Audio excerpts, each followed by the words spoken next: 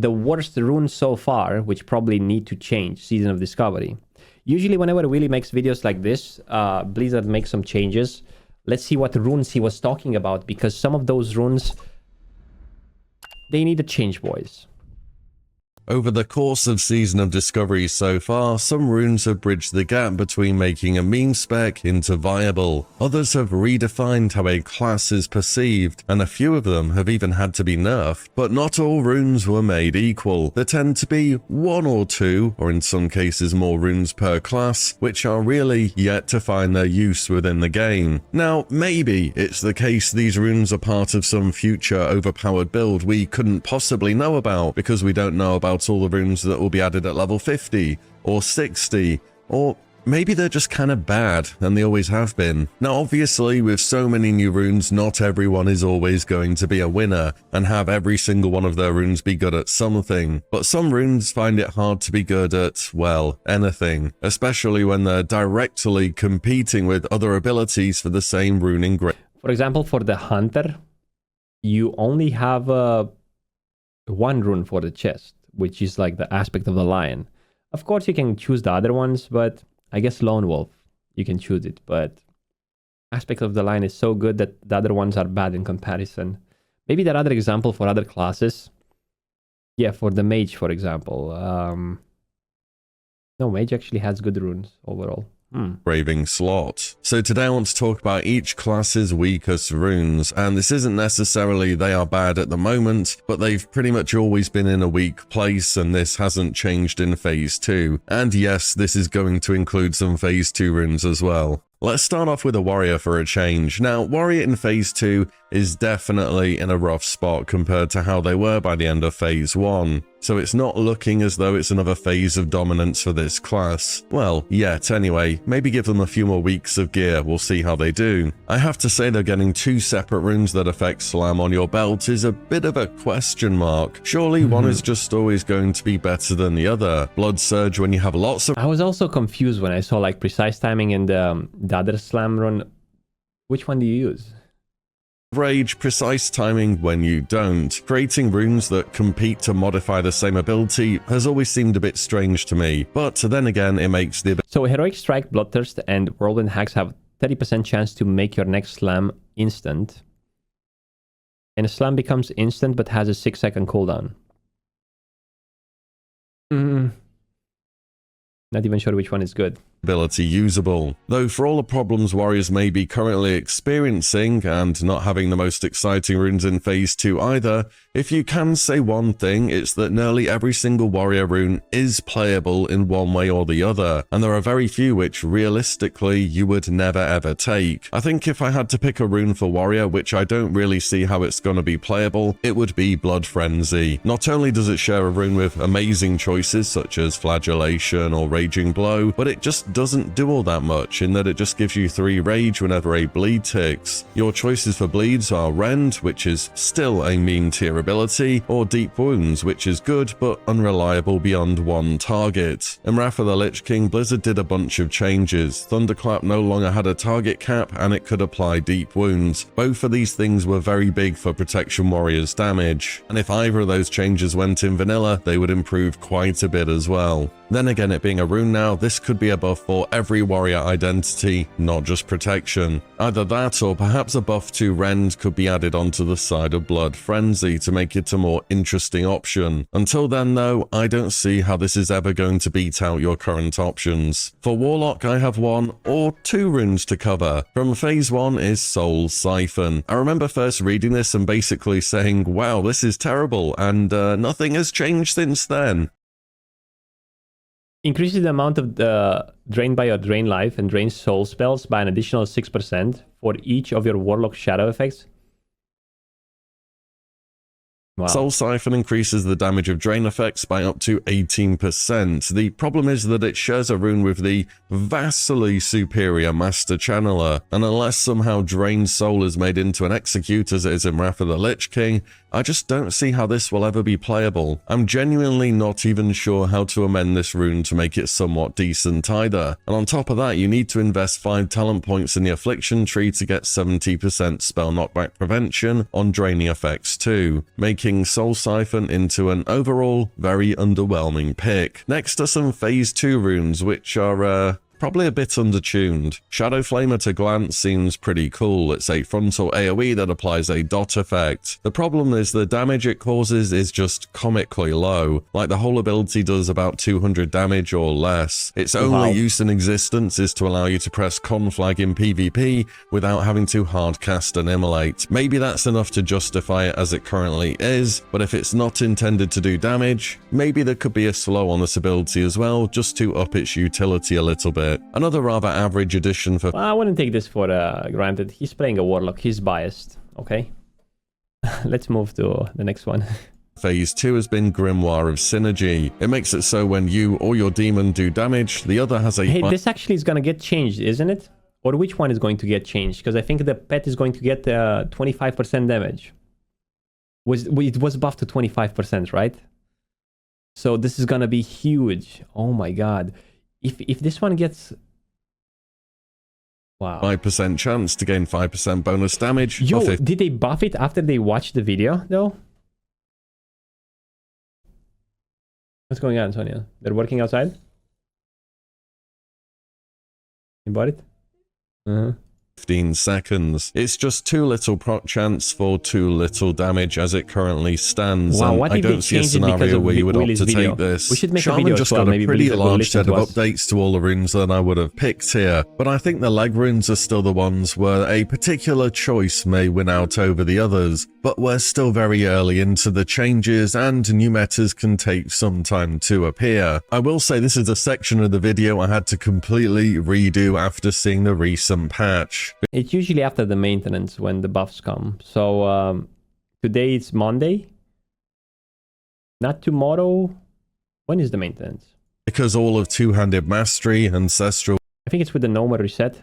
Guidance, Earth Shield, and Spirit of the Alpha have been buffed, and Shamanistic Rage was modified, so basically you don't have to swap to dual-wielding 2 Rockbiter weapons before using it now. To me, it seems following this balance patch, Shamans are in a position where each rune does feel playable in one way or another, and for me this is the class with overall the most well-rounded rune set at the moment. But if I had to try and pick a rune, I still think Man, Shamans were pumping in last Nomor. Like we had an enhancement Shaman and an elemental one. They were doing 500 to 700 DPS. I don't know exactly how, but they're kind of strong right now. Ancestral Guidance is probably a bit too niche in its uses, and that too many Shaman identities really require Shamanistic Rage to be functional, because even post-nerf it's 75% of your mana bar and a damage reduction effect only on a 1-minute cooldown. But yeah, Shaman, in general, they're looking pretty great at the moment. For Rogue, I literally have a list of runes to go through here. I know Rogues are also suffering somewhat this phase, but your good runes are really good, and your other runes are, yeah, not so great. Let's start it off with Slaughter from the Shadows. So this rune was actually great in Phase 1. It was situationally useful in PvE, and it was very good in PvP. Moving into Phase 2 though, Blizzard reduced the cost of Mutilate down from 60 to 40, and Mutilate is just an objectively better backstab in every way possible. So this rune is basically dead until something changes here. There's a lot of bonus crit chance for backstab through the talent trees though, so maybe this rune could make it so when these abilities crit, you also regenerate a bit of energy, just so it can try and compete with Mutilate a bit. Next is... When you hit with backstab, I thought... Nah. is an ability which just got a few changes, man gosh. So with the updates, it will now cost 15 energy and will generate 3 combo points on your main target. The problem is it's still on a 20-second cooldown and shares a rune with the 40 cost Mutilate ability, which is both spammable and generates 2 combo points each time. And that, at the moment, seems kind of too good to not take. I've always seen Mangosh as kind of a mitigation tool for tank rogues if you want that 10% extra. I have a feeling that until level 60, rogues are going to receive the Cloak of Shadows. Please, no. If they give them Cloak of Shadows, it's basically, with the Mutilate spec with Cloak of Shadows, you're going to be unkillable by casters.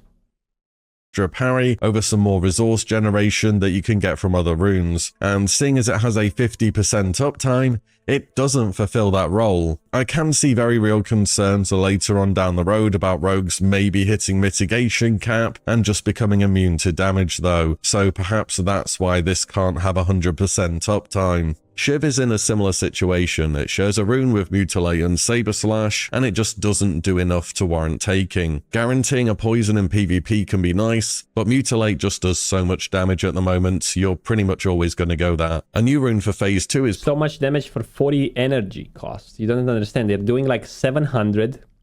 Like, with my Hunter, which wears mails, right? I got, not global, but killed in probably 1 energy cap by a rogue.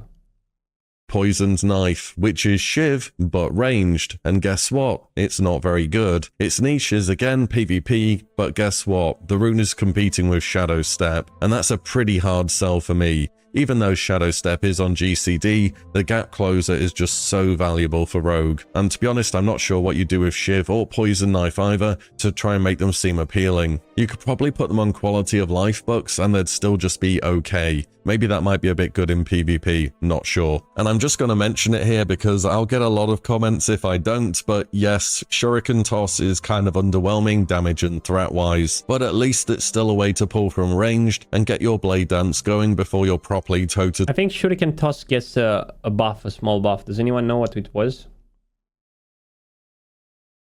Because people memed this spell, apparently it's not that great.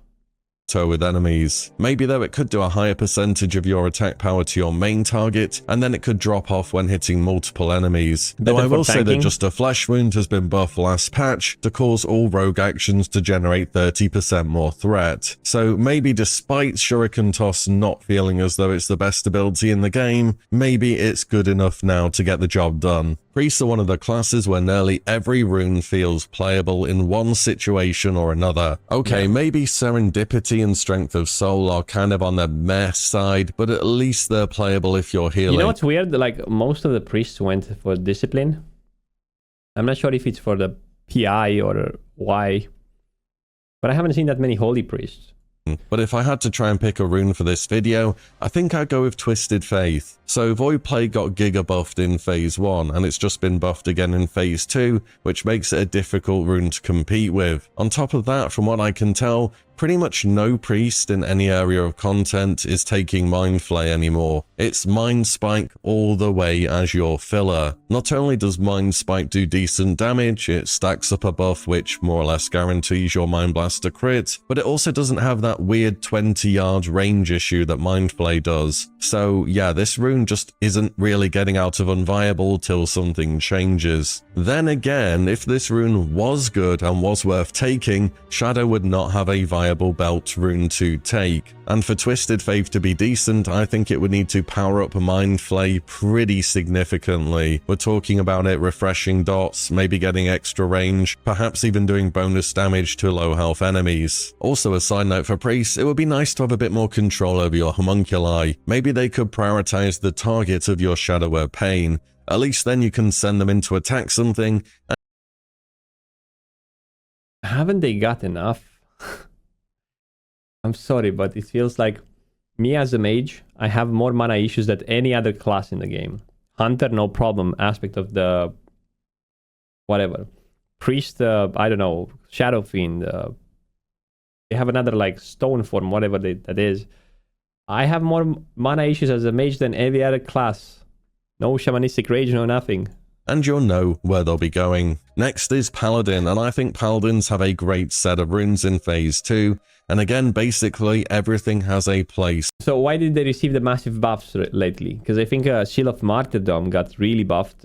Crusader Strike got buffed by swapping the physical damage to spell damage from Crusader Strike, right? Somewhere. The runes may not all be amazing at everything, but they're playable, if you know what I mean, and that's kind of the point of the video. But if I had to choose a rune to call out here, it would probably be Aegis. It's basically a replacement for readout, but it can proc when you take regular hits instead of needing to be crit. It's just when it comes to tanking, your chest rune also has Divine Storm or Seal of the Martyr, which are both very good threat generators. The other thing is, block just isn't a very good stat when you're against bosses which do big hits, which is when you may think it would be useful. Blocking Classic is good at stopping lots of small attacks, as it prevents a flat amount of damage taken. Imagine getting hit for 100 and you block 30. That's pretty good, compared to a boss hitting you for 500 and you still only block 30 because the stat doesn't scale with damage taken in any way. Then again, this rune will be very good for dungeon or AoE farming, all of that stuff. Mage next, and Mage runes are kinda stacked. Yes, even stuff like Enlightenment is playable on longer boss fights, and as memey as Arcane Surge is, it lets you win a fight once per 3 minutes, and the 3-minute Mage is a build archetype that goes back a very, very long way in this game. So what I want to bring up here are actually 2 of the new runes to this phase, in Spell Frostbolt and Frost. By the way, if those are useless, but they're gonna be buffed.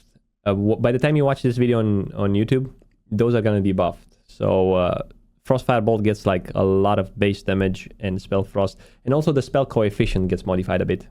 Firebolt. So it turns out their base damages are kind of low, leading them to struggle to see viability. Do you think Blizzard changed the runes after watching this video? Because this video was posted like 3 days ago. And 2 days ago we saw like the changes to Frost Firebolt, to Spell Frostbolt, to... whatever else was it in the beginning here? There was another rune for hunters, I think. Over some newer options. Wow. I did have big hopes for Frost Firebolt coming into Phase 2, since the Mage Tree at 40 held so much potential for it, but it's just not happened whatsoever, and everyone's still just blasting away with Fireball or Arcane Blast. I'm still optimistic though. I think these new spells that can double dip into talent trees have a ton of theory crafting potential. I think I would like to try next week a Deep Frost spell with barrier and 31 points, you know, and play with Frost Firebolt.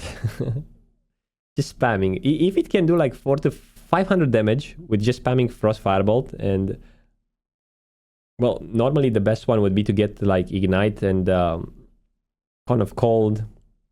Yeah, we'll see next week. And maybe Blizzard are cautious on overbuffing because they know some secret build which is actually super OP.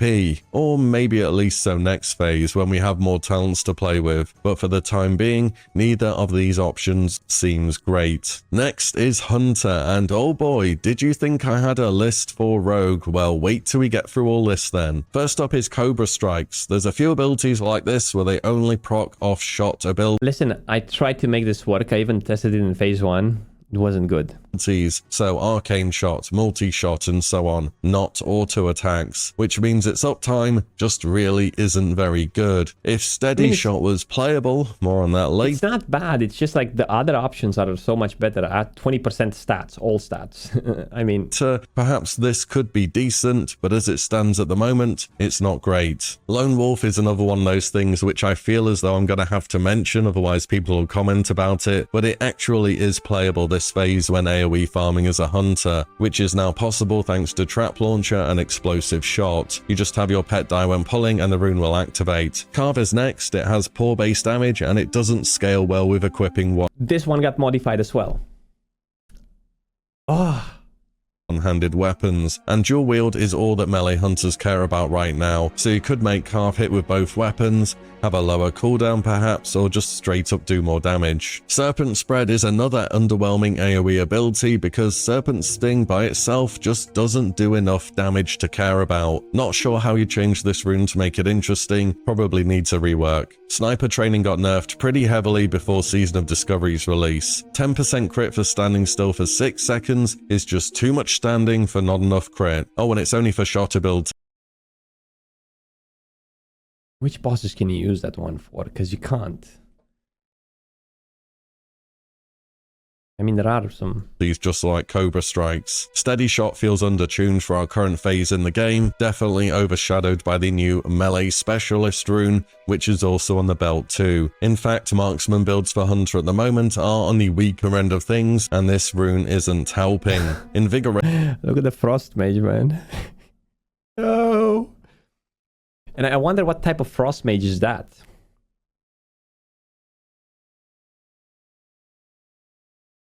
Yeah, Marksman.